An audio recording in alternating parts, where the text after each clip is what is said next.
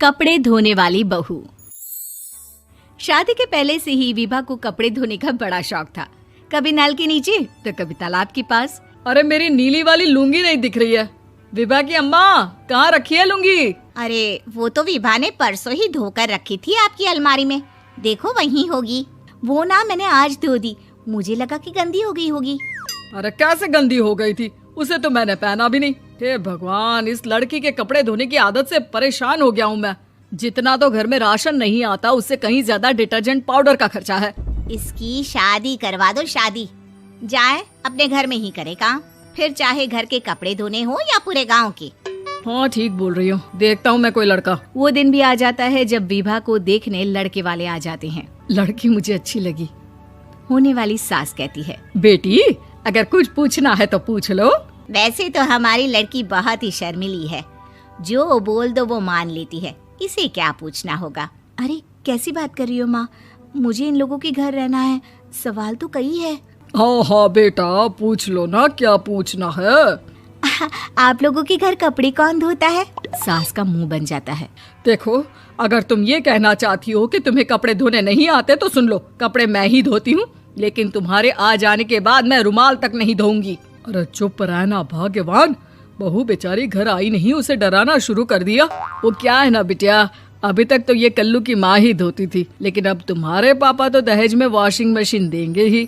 तभी विभा की माँ बोल पड़ती है, सवाल भी पूछा तो क्या। वैसे भाई साहब, मशीन की तो फिर भी कपड़े धोने की कैपेसिटी होती है। मतलब जो बिटिया दे रहे हैं ना विभा, इसे कपड़े धोने का बहुत शौक है। ये आप लोगों के क्या, आस पड़ोस गांव मोहल्ले सबके कपड़े धो दे और उफ तक ना करे। बाहर देखा नहीं आपने कितने कपड़े सूख रहे हैं? सब हमारी बिटिया ने ही तो धोए हैं। बस भी करो ना माँ, शर्म आ रही इतनी तारीफ सुनकर। और तो और एक दाग निकाल कर दिखाओ तो मान जाओ। हाँ अच्छा, माफ करना बेटा, मैंने गलत समझा। हमें तो रिश्ता बहुत पसंद है। और ऐसे जुड़ जाता है रिश्ता कपड़े धोने का शौक रखने वाली विभा का। उसकी शादी हो जाती है कोयला फैक्ट्री में काम करने वाले कल्लू के साथ। शादी के बाद अचानक विभा चिल्लाती हुई सास के पास आती है। सासू माँ, अरे सासू माँ कहाँ है आप? ये तो धोखा है, धोखा दिया आप लोगों ने मुझे। इसे ससुर के चक्कर के बारे में पता चल गया। अरे तो उसमें तुझे क्यों धोखा मिला है? अरे नल में पानी नहीं आता, कपड़े कैसे कब धुलेंगे? अच्छा, तू पानी नहीं आ रहा उसकी बात कर रही है। तो आपने क्या सोचा? कुछ नहीं। अच्छा तेरी माँ ने कहा था कि कपड़े धोने का शौक है तुझे, याद आया मुझे। शौक बोलकर कपड़े धोने वाले मेरे जुनून को कम ना आके सासू माँ, कपड़ा धोना मेरा गुरूर है।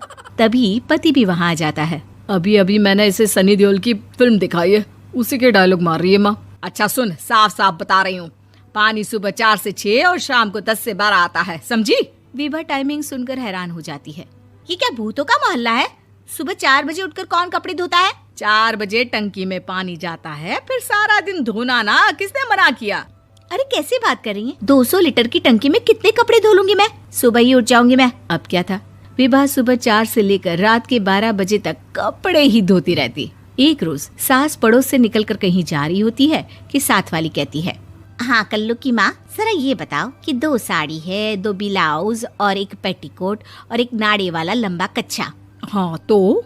अरे तो क्या, कितना लोगी धुलाई ये बताओ। धोबन दिख रहे हैं हम क्या? हमारे पति सरकारी नौकरी से अभी रिटायर हुए हैं और बेटा सुपरवाइजर है कोयला फैक्ट्री में। धोबन समझ रखा है हमें? हाय रे कल्लू की अम्मा, माफ कर दो, वो तो मोहल्ले में यही सब बता रहे थे कि तुमने बहू को कपड़ा धुलवाने के काम में लगा दिया है। सास को पड़ोसन की बात सुनकर गुस्सा आ जाता है। वो घर पहुंचती है जहां घर के बाहर ही इतने सारे कपड़े सूख रहे होते हैं जितने कि किसी धोबन के घर पर। अरे ओ कल्लू की दुल्हन, बाहर निकल।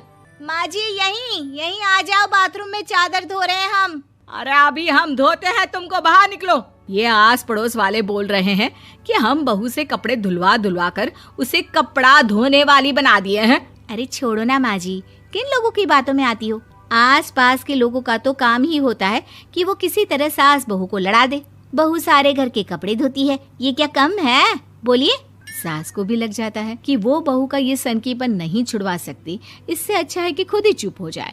एक रोज सास और बहू मंदिर जाते हैं, जहाँ सास की साड़ी वहाँ खड़ी भीख मांगने वाली से मिलती है। माँ जी क्या बात है, आपकी साड़ी उस भिखारन से कितनी मिल रही है ना? हाँ हाँ देखो तो, दोनों की साड़ी मिल रही है। क्या बात है कल्लू की अम्मा, तुम खुद को तो अफसर की बीवी बताती हो और ऐसी सिंपल सी प्लेन साड़ी पहनकर घूमती हो। सिंपल और प्लेन नहीं है ये साड़ी। तो क्या सोने के धागे से फूल बने हैं? कुछ भी सासू माँ, कुछ भी। हाँ बने थे इस साड़ी में सोने के धागे से फूल। मेरे पति लेकर आए थे मद्रास से स्पेशली मेरे लिए 10,000 की।